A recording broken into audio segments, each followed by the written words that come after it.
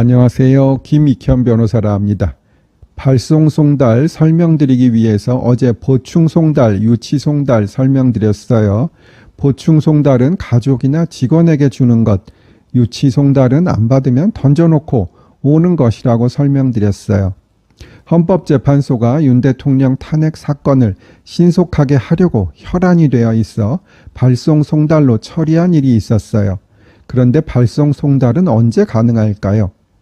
민사소송법의 발송송달은 1. 보충송달 또는 유치송달의 방법으로도 송달할 수 없을 때 2. 송달받을 장소를 바꾸고도 법원에 신고하지 않아 송달할 장소를 알 수 없을 때 서류를 등기 우편으로 발송하는 것을 말해요.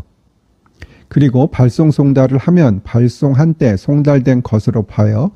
본다는 것은 법적으로는 간주라고 해요. 사실은 아무리 빨라도 그날 갈 수는 없는 것인데 강력한 효과를 발휘하는 것이 발송송달이에요. 실무에서 주로 쓰이는 것은 한번 송달되다가 송달이 안 된 경우예요. 즉 한번 송달되었는데 두 번째 송달을 하니 패문부재로 송달이 불능되었다면 그때 재판 전날 아니면 재판일 아침에 발송송달을 해도 민사소송에서는 법적으로 문제가 없어요. 물론 실제로는 그 다음날 또는 2영업일 후에 받게 되겠지요. 물론 형사상으로는 실제 서류가 송달된 때에 효력이 발생해요. 이런 것은 정말 변호사들도 모르는 것이니 일반인들은 당연히 모르셔도 되긴 해요. 그런데 윤 대통령 탄핵 심판 사건에서 이번에 송달 장소 신고를 하지 않은 경우는 전혀 아니고 또 1번의 보충 송달이나 유치 송달이 불가능한 경우도 전혀 아니에요. 따라서 이 발송 송달은 부적법한 것입니다.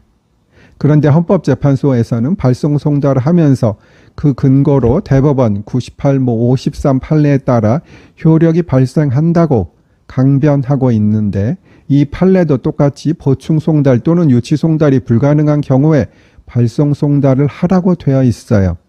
결국은 전혀 맞지 않는 판례를 그 근거로 들고 있는 것이에요. 며칠만 시간을 더 쓴다면 적법하게 송달을 해보고 발송 송달을 할 수 있었을 텐데 그 며칠을 빨리 하려고 법에 어긋나게 일을 한 거예요.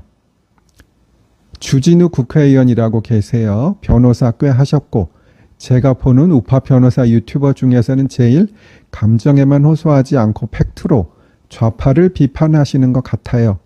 다만 그분이 발송송달을 거의 못 보셨다 하는데 변호사 있는 사건에서는 발송송달이 거의 쓰일 일이 없어서 그런 것이고 실무에서 변호사 없는 당사자에게 꽤 쓰이기는 해요. 물론 헌재와 같이 부당하게 사용하지는 않아요. 다른 주제로 평의 얘기 한번 해볼게요. 행배님이 뻑하면 평의 소송 지휘권 운운하시는데 평의나 소송 지휘권은 명시적인 법 규정에 위반해서는 할 수 없다고 봐요.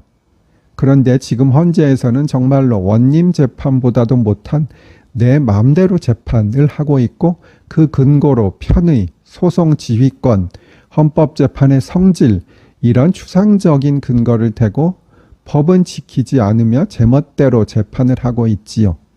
다음에 정리되면 다시 말씀드릴게요. 또 다른 주제로 최근 퇴임한 서울고등법원 윤준 법원장님 언급해 봅니다. 윤준 서울고등법원장께서 퇴직하시면서 사법 신뢰가 무너진 것을 아쉬워하셨고 서부법원 사태에 관해서 법원도 돌아봐야 한다고 쓴소리를 하셨어요. 다음에 시간이 되면 하신 말씀 자세히 설명드릴게요. 윤준 법원장님은 돌아가신 윤관 전 대법원장님의 아드님이세요. 연수원 16기로 저는 19기인데 그분은 군 법무관을 하셨기 때문에 저와 같은 해 임관 되셨어요. 초임 때 몇 번 뵌 기억이 나요. 실력은 말할 것도 없고 좋은 분이셨어요. 오늘은 천밀밀의 OST 월량 대표 아적심, 즉 달빛이 내 마음을 비춰주네, 영어로는 The Moon Represents My Heart를 들려드릴게요. 아직도 피아노 제가 친 거 맞느냐고 물어보시는데 여태까지는 다 제가 친 거 맞고요. 그리고 여자 손 같다 하시는데 아니에요. 제 손이에요. 저 여자 아니고 시커먼 남자, 아니 조금 하얀 남자예요. 그리고 제가 중국어 발음 기호까지 열심히 올려놓았으니 가사 생각하면서 들어주세요. 맨 처음에 나오는 가사는 니, 웬, 워, 아이니, 여우, 뚜어셴 이라고 대략 부르시면 되는 것 같아요. 근데 저 중국어 하나도 모르고 그냥 귀에 들린 대로 적어본 것이니 틀려도 뭐라 하지 마세요. 즐겁게 들어주세요. 감사합니다.